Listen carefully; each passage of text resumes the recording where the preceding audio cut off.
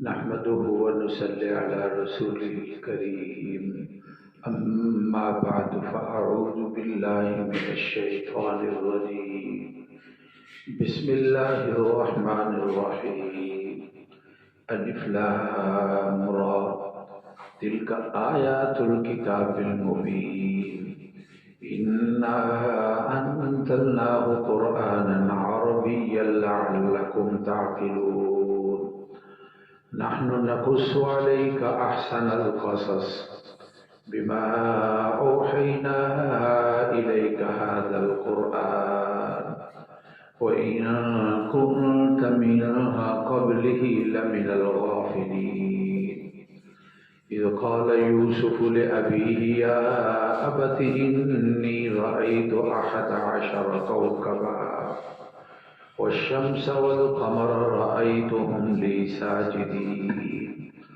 قال يا بني لا تقصص رؤياك على إخوتك فيكيدوا لك كيدا إن الشيطان للإنسان عدو مبين۔ اللہ ہی کے نام سے شروع کرتے ہیں جو رحمان الرحیم ہے۔ حروف مقطعات یہ آیات ہیں کتاب مبین کی، بے شک ہم نے اس کو نازل کیا ہے، انا انزلناہ ہم نے نازل کیا اس کو، قرآن ہے عربی زبان میں، تاکہ تم عقل کرو۔ ہم بیان کرتے ہیں آپ پر خوبصورت واقعہ جو آپ کی طرف وحی ہوا ہے اس قرآن میں، اگرچہ اس سے پہلے آپ بے خبر تھے۔ جب کہا حضرت یوسف نے اپنے ابا جان سے، ابا جان میں نے خواب دیکھی ہے کہ 11 ستارے ہیں، سورج اور چاند ہے، میں نے ان کو دیکھا کہ وہ مجھے سجدہ کر رہے ہیں۔ کہا ابا جان نے کہ میرے بیٹے، میرے پیارے بیٹے، نہ بیان کرنا اپنے خواب کو بھائیوں پر، کہیں وہ تدبیر نہ کرنے لگ جائیں تمہارے بارے میں تدبیر کرنا۔ بے شک شیطان انسان کا کھلا دشمن ہے۔ صدق اللہ العظیم وبلغنا رسول النبی الکریم۔ مکی صورتوں میں سے یہ صورت مبارکہ ہے جس کا نام صورت یوسف ہے۔ یہ حضرت یوسف نبیوں کا خاندان، والد گرامی حضرت یعقوب اللہ کے نبی، دادا جان حضرت اسحاق وہ اللہ کے نبی، ان کے والد گرامی حضرت ابراہیم خلیل اللہ اللہ تعالیٰ کے نبی، کریم ابنو کریم ابراہیم یوسف بن یعقوب بن اسحاق بن ابراہیم، اللہ تعالیٰ کے ہاں یہ پورا خاندان بڑا رتبے والا اور مقام والا ہے۔ یہ 4 پشتے سامنے ہیں جن کو قرآن نے بیان کیا، جن کا نبی اور پیغمبر ہونا ہے، وگرنہ اس کے بعد بھی خاندان کے اندر بہت سارے نبی اور پیغمبر جو ہیں وہ تشریف لائے ہیں، جن کا تعلق حضرت ابراہیم کے خاندان کے ساتھ علیہ الصلاۃ والتسلیمات، حضرت یوسف علیہ الصلاۃ والتسلیمات کے خاندان کے ساتھ تعلق ہے۔ جب آپ صلی اللہ علیہ وسلم مکہ معظمہ میں تھے، ایک دور مکہ میں ایسا تھا کہ لوگ آپ کے اوپر سوال کرتے تھے، اور مقصد سوال سے تحقیق حال نہیں، مقصد سوال سے آپ کو خاموش کرانا تھا اور آپ جواب نہ دے سکیں، اور جس سے یہ پتہ چلے گا کہ آپ اللہ کے نبی اور پیغمبر نہیں ہیں۔ چنانچہ مختلف قسم کے سوالات جو سورۃ کہف میں اصحاب کہف کا تذکرہ ہے اور ذوالقرنین کا تذکرہ ہے اور روح کے بارے میں پوچھا گیا، یہ بھی ان کے سوال تھے۔ اصحاب کہف کے بارے میں قرآن نے بیان کیا، پھر ذوالقرنین کے بارے میں بیان کیا، اور پھر روح کے بارے میں بھی قرآن مجید کے اندر تذکرہ آتا ہے۔ تو اس وقت جب قرآن مجید نازل ہوا، رسول پاک صلی اللہ علیہ وسلم کی بعثت ہوئی، دنیا کے اندر خاص طور پر جو آسمانی کتابوں کو جاننے والوں کا مرکز تھا وہ خاص طور پر مرکز مدینہ پاک تھا۔ کہتے ہیں کہ مدینہ پاک میں جو پہلے آسمانی کتابوں کو جاننے والے تھے، بہت پہلے ان کا گزر ہوا، تو اہل علم حضرات انہوں نے دیکھا کہ جو ہم نے اپنی کتابوں کے اندر اللہ کے آخری نبی پیغمبر کی جگہ دیکھی ہے جہاں آپ نے تشریف فرما ہونا ہے، وہ علامات اور نشانیاں مدینہ پاک کے اندر موجود ہیں۔ اس لیے ہم ڈیرا اور اپنا مقام یہاں پر بناتے ہیں۔ کیوں؟ جب وہ اللہ کے نبی اور پیغمبر آئیں گے تو ہم نے وعدہ کیا ہوا ہے کیا لَتُؤْمِنُنَّ بِهِ وَلَتَنْصُرُنَّ، ہم نے ماننا بھی ہے اور ہم نے ان کی مدد بھی کرنی ہے۔ چنانچہ زمانے کے گزرنے کے ساتھ وہ لوگ جو ہے اس بات کو، اپنے بڑوں کی بات کو بھول گئے اور انہوں نے اس بات کو یاد نہ رکھا۔ مدینہ پاک مرکز شمار ہوتا تھا، وہاں بڑے علمی مراکز تھے اور علمی درسگاہیں تھیں اور لوگ آسمانی کتابوں کو جاننے والے تھے۔ چنانچہ مکے کے لوگوں کے ذہنوں میں بھی ان کا اہل علم ہونا اور ان کا علمی مقام ہونا ان کے ذہنوں کے اندر بیٹھا ہوا تھا۔ چنانچہ انہوں نے ایک وفد بھیجا مدینہ پاک کہ وہاں کے علماء کے پاس جاؤ اور ان سے ملو اور ان کو بتاؤ کہ ہمارے ہاں ایک شخص ہے جو کہتا ہے آسمان سے میرے پاس پیغام آتا ہے، وحی آتی ہے اور اپنے کو نبی اور پیغمبر کہتا ہے، ہمیں کوئی جانچنے کے لیے کیا سوال کرنا چاہیے؟ آپ کوئی ہمیں ایسا سوال بتائیں جس کے ساتھ ہم ان کو لاجواب کر سکیں اور اس کے بارے میں ان کو پتہ نہ چلے اور ہماری بات اونچی ہو جائے اور ان کی بات جو ہے وہ ختم ہو جائے۔ چنانچہ انہوں نے کہا آپ ان سے جا کر یہ پوچھو، ایک اللہ کے نبی اور پیغمبر ہیں جن کا علاقہ فلسطین تھا اور کنعان کے رہنے والے تھے، یہ شام کا ایک حصہ وہاں کے رہنے والے تھے، اور پھر انہوں نے وہاں سے ہجرت کی اور وہ ہجرت کر کے مصر میں پہنچے اور وہاں انہوں نے ٹھکانہ اور مقام بنایا۔ تو ان کا واقعہ کیا ہے اور ان کی تفصیل کیا ہے اور ان کے بارے میں اگر وہ اللہ کے نبی اور پیغمبر ہوں گے تو تمہیں تفصیلات بتائیں گے، وگرنہ وہ تمہیں جواب نہ دے سکیں گے۔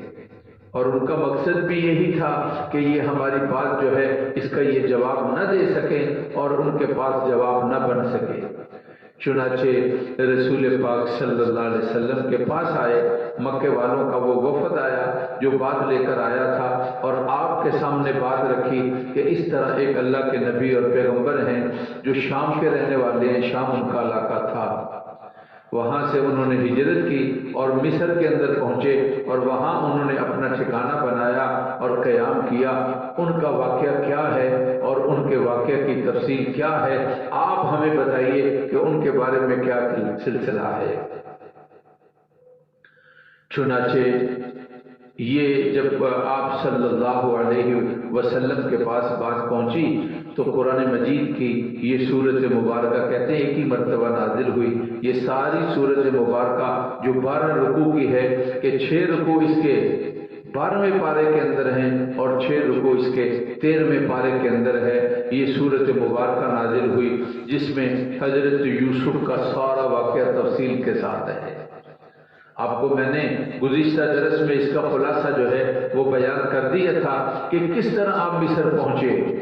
بھائیوں نے کنویں میں ڈال دیا، قافلے والے آئے اور انہوں نے وہاں سے نکالا اور بھائیوں کے ساتھ سودا بازی ہوئی اور پھر وہاں سے لے کر وہ قافلہ مصر جا رہا تھا اور وہاں آپ کو لے گیا اور مصر میں جا کر اس کو فروخت کر دیا اور حضرت یوسف علیہ السلام مصر میں رک گئے اور مصر میں آپ ٹھہرے۔ پھر اللہ کی ذات نے آپ کو بہت سارے عزتوں کے ساتھ نوازا، دنیا کے لحاظ سے آپ کو اعلیٰ منصب اور آپ کو اعلیٰ عہدہ ملا اور آپ نے اپنے ابا جان کو اور اپنے بھائیوں کو دعوت دی کہ آپ مصر کے اندر تشریف لائیں۔ چنانچہ حضرت یعقوب علیہ السلام اپنے بیٹے کی دعوت پر اپنے سارے کے سارے خاندان کو لے کر وہ مصر کے اندر پہنچے. تو یہ ساری تفصیل ہے جو ان 12 رکوع کے اندر اللہ رب العزت کی ذات نے بیان کی. اور پھر واقعہ کو بیان کرنے سے پہلے اور شروع کرنے سے پہلے کہا کہ نحن نقص علیک احسن القصص، ہم آپ کو جو واقعہ بیان کر رہے ہیں یہ واقعات میں سے بڑا خوبصورت واقعہ ہے. اب واقعات میں بڑی ساری باتیں ہوتی ہیں اور ان سے بڑی دانائی اور حکمت والی اور سمجھداری والی باتیں جو ہیں وہ واقعات سے نکلتی ہیں.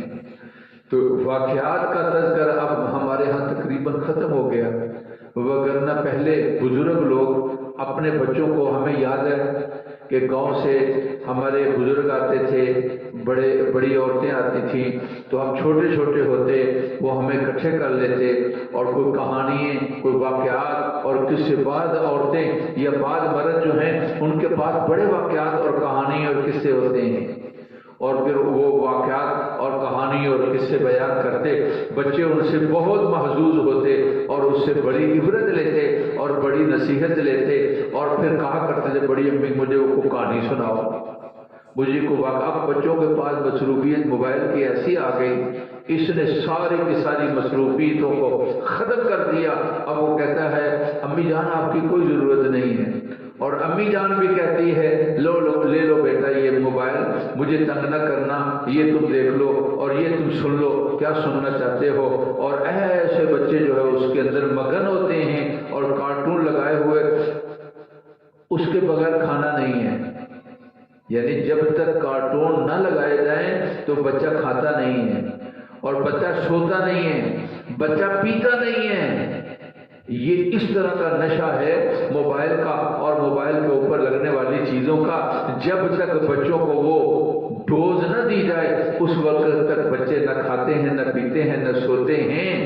وہ زمانہ جب بچے اپنے بزرگوں کے ساتھ وہ مانوس ہوتے تھے، بزرگ تہذیب کی باتیں، بزرگ دانائی کی باتیں، بزرگ تجربات کی باتیں اور بزرگ بڑی حکمت کی باتیں بیان کرتے تھے.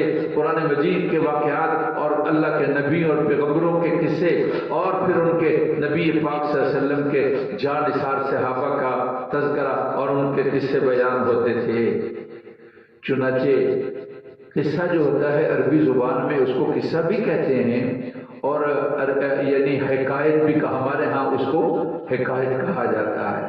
چنانچہ حکایات صحابہ کی کہانیاں اور صحابہ کے واقعات، حضرت شیخ الحدیث صاحب نے فضائل اعمال کے اندر ایک بہت بڑا حصہ جو ہے اس کا نام رکھا ہے حکایات صحابہ. قرآن مجید کے اندر حکایات ہیں اللہ کے نبیوں کی اور پیغمبروں کی، ان کو کہا جاتا ہے قصص الانبیاء.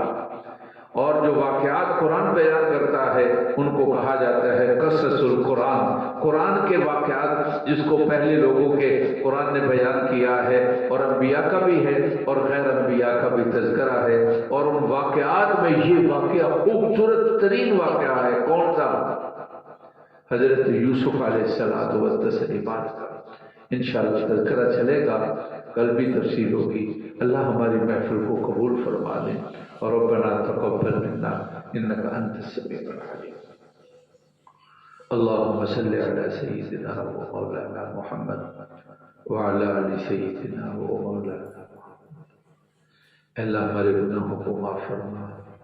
اللہ جو بیمار ہیں صحت کاملہ نصیب. اللہ جو پریشان حال ہیں پریشانیاں دور فرما. اللہ ہر طرح عافیت اور خیریت فرما.